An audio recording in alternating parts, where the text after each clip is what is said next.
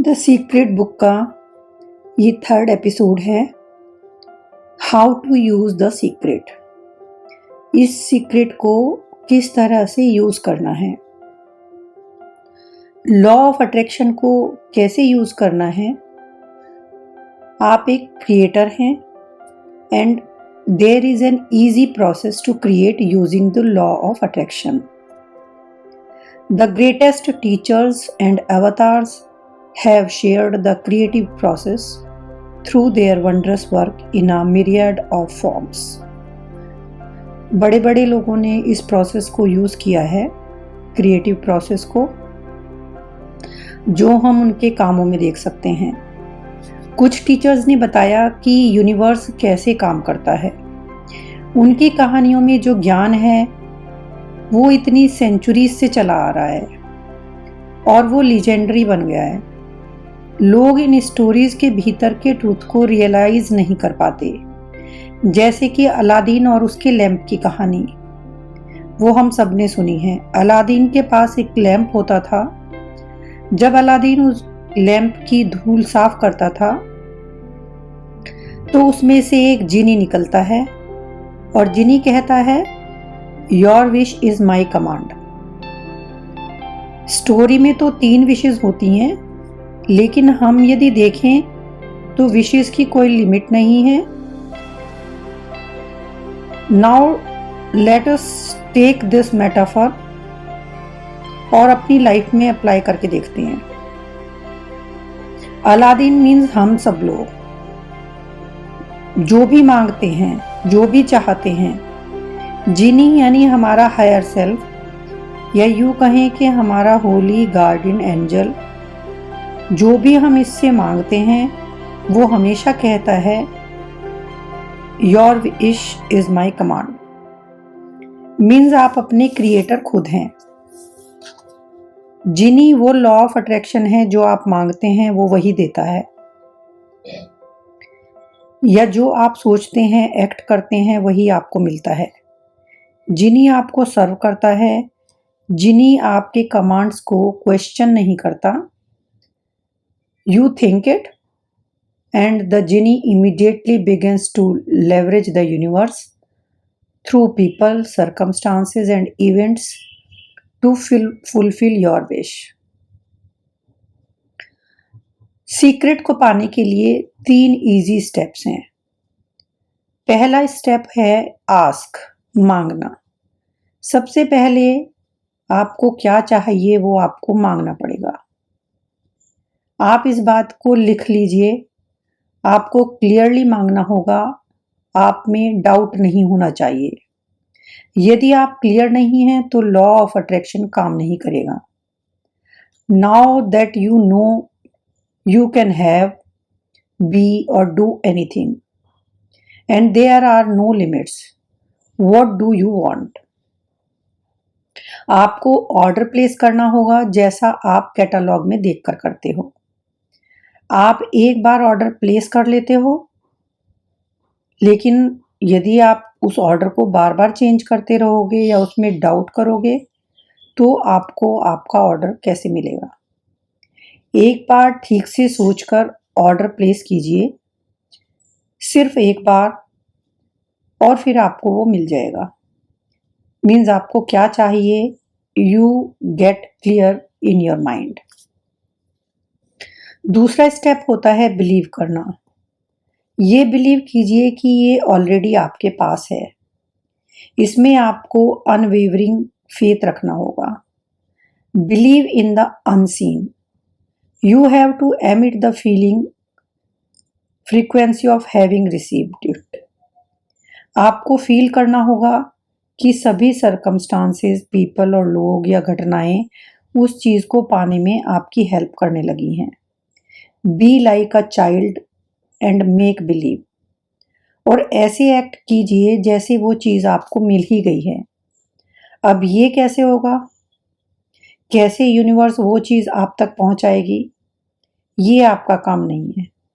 यही creative process है। यदि आपको डाउट आने लगे तो आप अपने अंदर उस फेथ को वापस लाइए और कहिए, I know that it is on the way. Third step होता है इसका रिसीव करना, to receive. Begin to feel wonderful about it, feel good, to be happy. जब आप गुड फील करोगे तो आप उस फ्रीक्वेंसी पर शिफ्ट हो जाते हो कि आप क्या चाहते हैं, and you are on the frequency of receiving. आपकी तरफ अच्छी चीजें आ रही हैं जो आपने मांगी थी। So feel it as you have received, and यकीन मानिए आप रिसीव करेंगे। बट एक्शन भी चाहिए, आपको काम तो करना होगा। एक्चुअल में वर्क भी करना सही है, इसको कहेंगे इंस्पायर्ड एक्शन। क्योंकि इंस्पायर्ड एक्शन जो होता है वो एफर्टलेस होता है।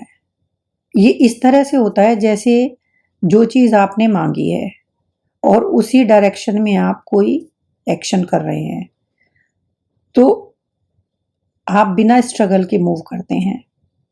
यदि आप इसको एक प्रॉब्लम समझोगे कि ये ऐसे कैसे होगा, ये तो पॉसिबल नहीं है, तो ये इस तरह से होगा जैसे आप नदी के बहाव की ऑपोजिट डायरेक्शन में मूव कर रहे हो।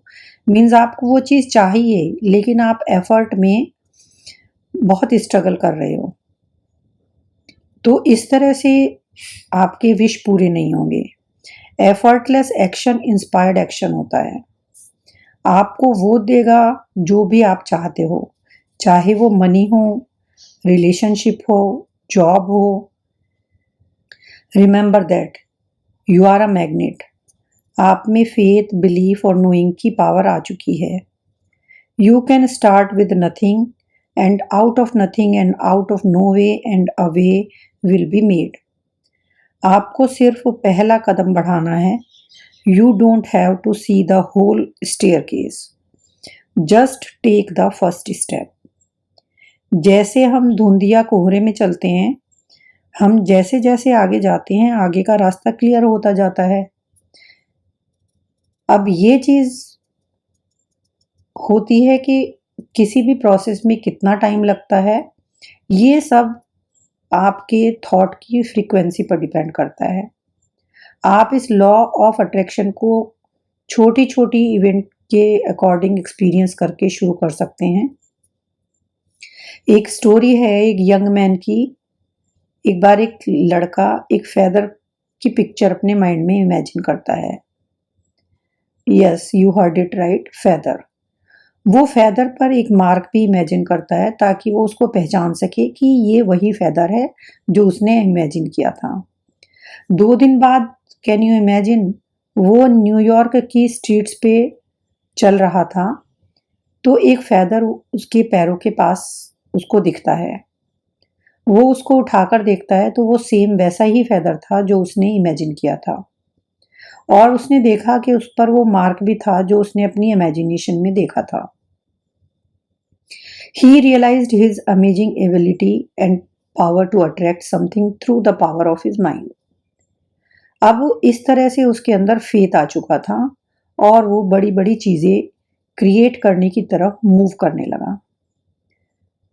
तो अब आप समझे होंगे कि कैसे एक इंसान कभी कभी ये कहता हुआ मिल जाता है कि मैं तो बहुत ही लकी हूँ, जो चाहता हूँ वो मुझे मिल जाता है। उसकी हर फील्ड में एक के बाद एक जीत होती चली जाती है। सो आप भी अपनी लाइफ को एडवांस में क्रिएट कीजिए। You can do this anywhere any time. Turn every life situation into a positive one.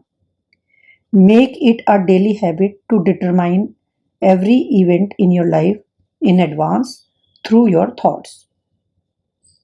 Set the universal forces ahead of you in everything you do and everywhere you go by thinking the way you want it to go in advance.